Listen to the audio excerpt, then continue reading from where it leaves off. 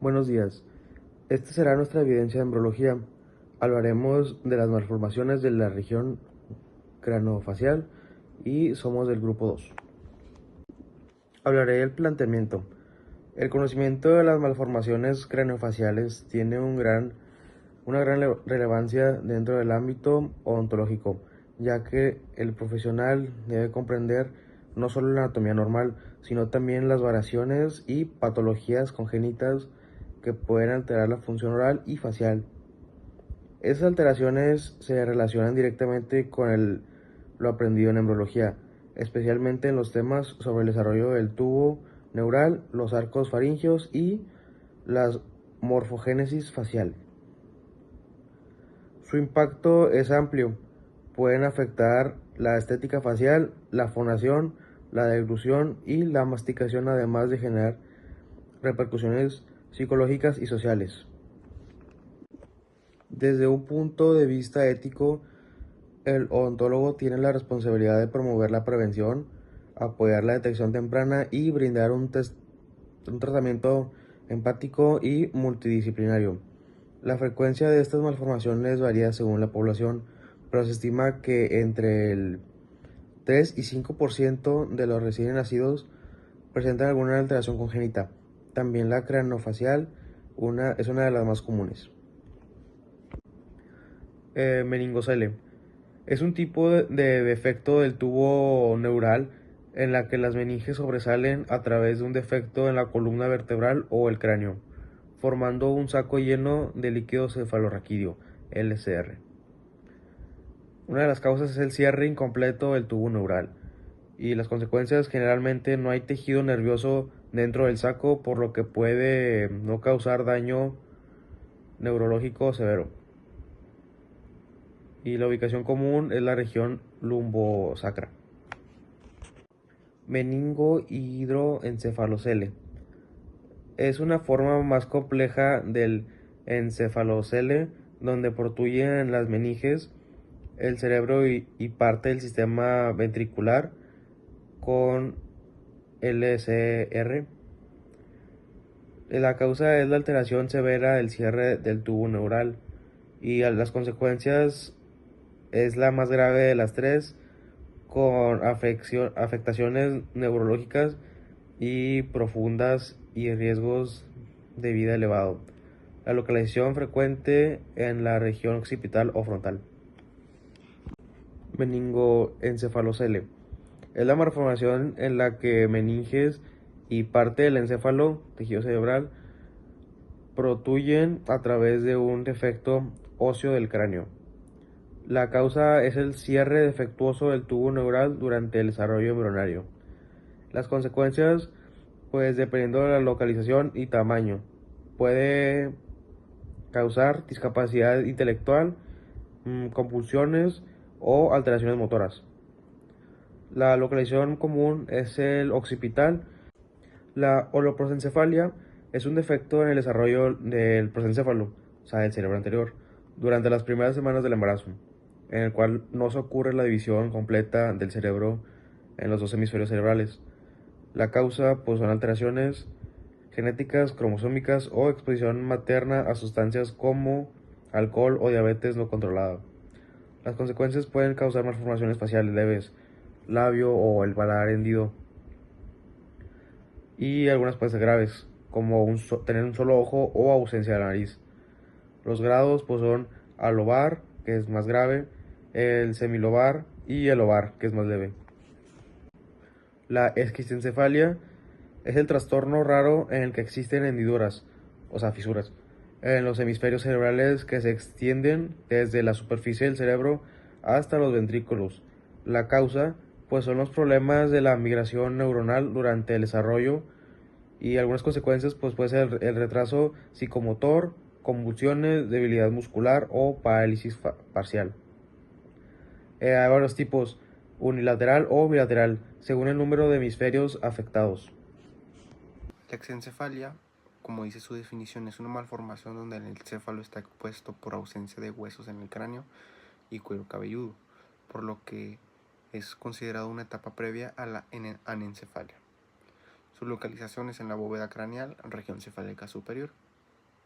Sus causas son la falla en el cierre neuroporo anterior al día 25, influye déficit de ácido fólico, radiación, teratógenos, anomalías cromosómicas, infecciones y factores maternos.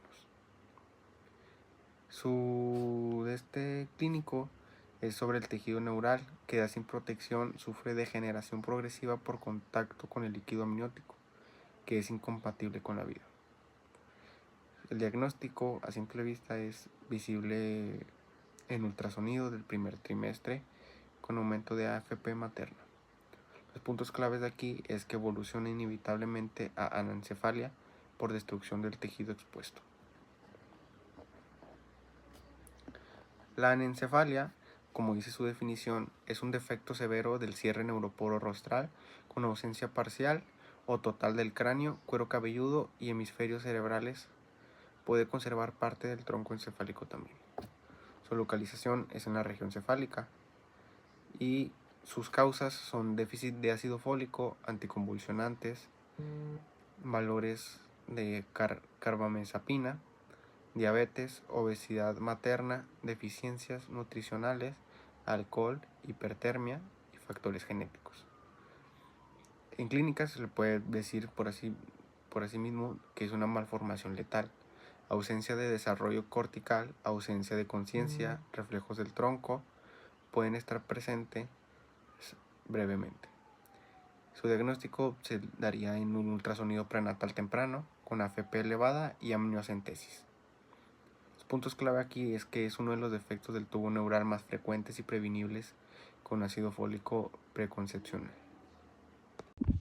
La cranioraquisquisis es el defecto más grave del tubo neural, donde existe la falla total del cierre a lo largo del eje cráneo-caudal. La localización afecta desde el cráneo hasta la columna vertebral. Las causas pueden ser la falla muy temprana del plegamiento neural debido a la deficiencia de ácido fólico, a factores genéticos, a exposición de teratógenos o causas maternas adversas. En la clínica se observan anencefalía más espina bífida abierta con exposición del tejido nervioso. Este es letal en el 100% de los casos. Para un diagnóstico puede ser ultrasonido temprano o una AFP extremadamente elevada. En puntos clave quiere decir que no hay cierre del neuroporo en ningún nivel y el tejido queda totalmente expuesto. La microcefalia es el desarrollo insuficiente del encéfalo que genera un perímetro cefálico menor a 2 desviaciones estándar por debajo de la media para la edad y sexo. La localización afecta globalmente del crecimiento cerebral. Las causas pueden ser prenatales como infecciones TORCH como el Zika, el toxoplasma, el CMV o la rubiola. También tenemos como alcohol, drogas, desnutrición o alteraciones genéticas. Están las perinatales o postnatales como la hipoxia, meningitis, traumatismos o trastornos metabólicos. En la clínica observamos el retraso del desarrollo psicomotor, discapacidad intelectual, epilepsia, alteraciones motoras y lenguaje o bajo peso cerebral. En diagnóstico tenemos la medición del perímetro cefálico, neuroimagen o pruebas infecciosas. Puntos clave: no es progresiva, el daño ya está establecido y el tratamiento es sintomático y de soporte. La hidrocefalia es la acumulación excesiva de líquido cefalorraquídeo dentro del sistema ventricular, provocando dilatación ventricular y aumento de la presión intracraneal. La localización se encuentra en los ventrículos cerebrales, principalmente laterales. Las causas pueden ser obstructiva o no comunicante, estrechez del acueducto de Silvio, tumores o malformación de Daddy-Walker. Comunicante: mala reabsorción por hemorragia, meningitis o defectos de las vellosidades aracnoideas. También puede ser congénita o genética. En la clínica se observa el aumento del perímetro cefálico, fontanelas abultadas, irritabilidad, vómitos, ojos en puesta de sol, retraso del desarrollo, y si no se trata, el daño neurológico puede ser irreversible. El diagnóstico se puede ver a través de un ultrasonido transfontanelar, resonancia o TAC. En los puntos clave puede tratarse con derivación ventriculoperitoneal o procedimientos que restauren el líquido cefalorraquídeo.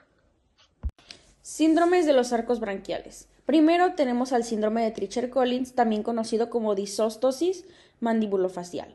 El síndrome de Treacher-Collins es una alteración genética que afecta principalmente el desarrollo de los huesos y tejidos blandos de la cara. Se origina por una mutación en el gen TCOF1, ubicado en el cromosoma 5q32, el cual interviene en la formación del primer arco branquial. Esta mutación impide la correcta migración y proliferación de las células de la cresta neural que forman las estructuras faciales. Las manifestaciones clínicas son hipoplasia, que es desarrollo deficiente de los huesos cigomáticos, mandibulares y maxilares, fisuras palpebrales inclinadas hacia abajo, coloboma del párpado inferior, una pequeña hendidura, micrognatia, mandíbula pequeña y microtia, oreja pequeña y deformada, paladar hendido y obstrucción de las vías respiratorias superiores, y audición reducida por malformación de los huesecillos del oído medio. Implicaciones odontológicas. Los pacientes suelen presentar maloclusiones severas, mordida abierta y deficiencia en el desarrollo del maxilar. El tratamiento requiere un manejo multidisciplinario con cirujanos maxilofaciales, otorrinolaringólogos, ortodoncistas y logopedas. El aspecto ético-social. Aunque la inteligencia suele ser normal, las deformidades faciales pueden provocar discriminación o afectación psicológica, por lo cual es necesario que haya acompañamiento emocional. En segundo tenemos la secuencia de Pierre-Robin, también conocido como síndrome de Pierre-Robin. La secuencia esta no es un síndrome en sí, sino una cadena de malformaciones originadas por una anomalía inicial, el subdesarrollo de la mandíbula durante la vida embrionaria. Al ser más pequeña, micrognatia, la lengua se desplaza hacia atrás, glosoptosis, lo que impide la correcta unión de los procesos palatinos y genera paladar hendido.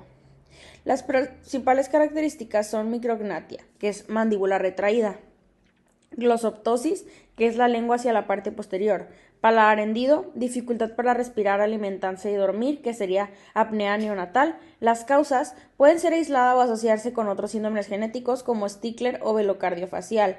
En algunos casos se relaciona con presión abnormal del útero sobre la mandíbula o deficiencia en la migración celular del primer arco branquial. El tratamiento incluye medidas de soporte y respiratorio en el recién nacido, dispositivos orales para posicionar la lengua, cirugía reconstructiva del paladar y ortodoncia en etapas posteriores. En odontología, el odontólogo debe intervenir en la alineación dental y en el crecimiento mandibular. Además, participa en la planificación de la prótesis o aparatos funcionales para mejorar la masticación y fonación. En tercer lugar, tenemos el síndrome de DiGeorge, también conocido como síndrome de lesión 22q11.2. Este síndrome se origina por una lesión o pérdida de un fragmento en el cromosoma 22q12.2, lo que afecta el desarrollo del tercer y cuarto arco faríngeo. Estos arcos son fundamentales para la formación del timo, las glándulas paratiroides y parte del sistema cardiovascular, por lo que las malformaciones resultantes afectan múltiples sistemas del organismo. Sus manifestaciones clínicas son defectos cardíacos congénitos como un tronco arterioso persistente o tetralogia de Fallot, hipocalcemia, niveles bajos de calcio por ausencia o hipoplasia de las glándulas paratiroides, timo ausente o muy pequeño, una inmunodeficiencia es que te da mayor riesgo a las infecciones. Rasgos faciales característicos sería orejas bajas, mandíbula pequeña, nariz prominente y fisuras palpebrales cortas. Retraso en el desarrollo del lenguaje o dificultades de aprendizaje. Las implicaciones odontológicas presentan anomalías dentales como esmalte deficiente, dientes hipoplásicos o retraso en la erupción. Las medidas de asepsia durante tratamientos odontológicos y a coordinar el manejo con especialistas médicos. Prevención. Aunque no siempre se puede prevenir, el diagnóstico puede ser dado durante el control del embarazo. En cuarto lugar tenemos el síndrome de Goldenhar, o también conocido como displasia oculoauriculovertebral. Este síndrome se debe a un desarrollo anómalo del primer y segundo arco branquial, generalmente de un solo lado de la cara, que sería una asimetría hemifacial. Se causa, no siempre se conoce, pero puede estar relacionado con factores genéticos, exposición a fármacos como isotretinoína, diabetes materna o alteraciones vasculares durante el desarrollo embrionario.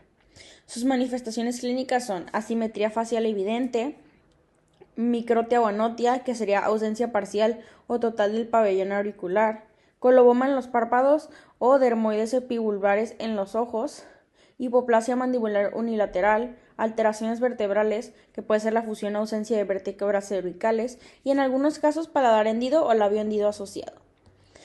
Complicaciones. Este síndrome va a afectar la audición, visión, respiración y masticación. El grado de severidad varía ampliamente entre pacientes. El tratamiento. El abordaje incluye cirugía reconstructiva de mandíbula, apoyo psicológico, corrección auditiva, ortodoncia y en casos graves se realizan varias cirugías a lo largo de la infancia y adolescencia. Los odontólogos deben participar en el manejo de las maloclusiones, rehabilitación oral y evaluación funcional del sistema estomatognático. La coordinación con ortopedistas y cirujanos maxilofaciales es esencial. Gracias. Las malformaciones del desarrollo de la lengua son alteraciones congénitas que ocurren durante la formación embrionaria de este órgano. Se deben principalmente a errores en la función o crecimiento de los tubérculos linguales y pueden afectar el tamaño, la forma o la movilidad de la lengua, causando dificultades en el habla, la deglución o la alimentación. La anquiloglosia, también conocida como lengua pegada o frenillo corto, se produce cuando el frenillo lingual es demasiado corto o se inserta muy adelante, limitando el movimiento de la lengua y dificultando el hablar o mamar. Sus consecuencias son la movilidad lingual limitada, dificultad para lactar o hablar, y en casos severos se requiere frenectomía. La lengua hendida son malformaciones en las que aparece una hendidura o surco central en la lengua, debido a una fusión incompleta de los tubérculos linguales laterales durante el desarrollo embrionario. La lengua bífida ocurre cuando la lengua se encuentra dividida en dos partes en su extremo anterior, como si estuviera partida. Ocurre por una función incompleta aún más profunda que la de la lengua hendida. Su origen embrionario es falta de unión completa entre los tubérculos linguales laterales. Y las características son de que la lengua aparece dividida en dos partes simétricas en su extremo anterior. La macroglosia consiste en una lengua anormalmente grande.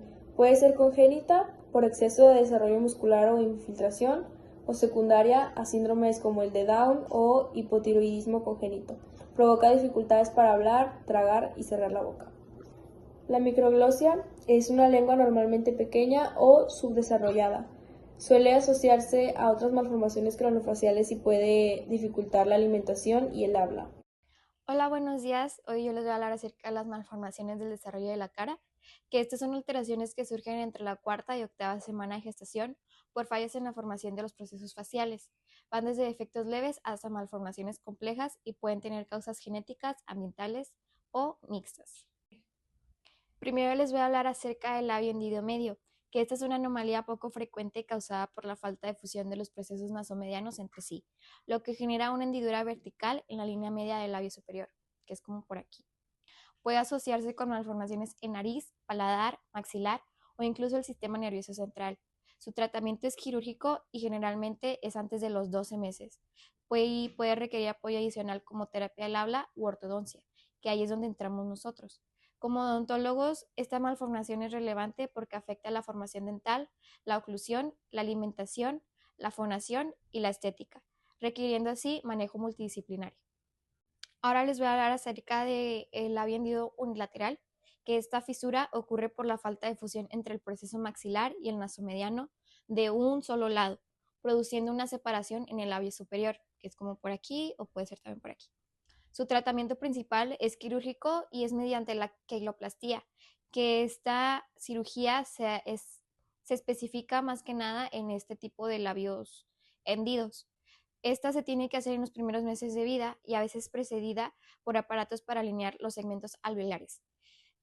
Puede generar dificultades para comer y hablar y desde el punto de vista odontológico se asocia con alteraciones dentales, problemas de oclusión y afectación estética y funcional, por lo que se requiere también un manejo multidisciplinario. Ahora les voy a hablar acerca del labio hendido bilateral, que este ocurre por la falta de fusión del proceso maxilar con el nasomediano en ambos lados, o sea, así, que generan hendiduras que pueden extenderse hasta la nariz. Su origen puede ser genético, ambiental o desconocido y a veces forma parte de un síndrome. El tratamiento se realiza también con queiloplastía entre los 3 y 6 meses de edad, con posibles cirugías adicionales. En odontología y para nosotros es relevante porque afecta gravemente el desarrollo del maxilar y los dientes anteriores, causando problemas de oclusión, alimentación, fonación, respiración y estética.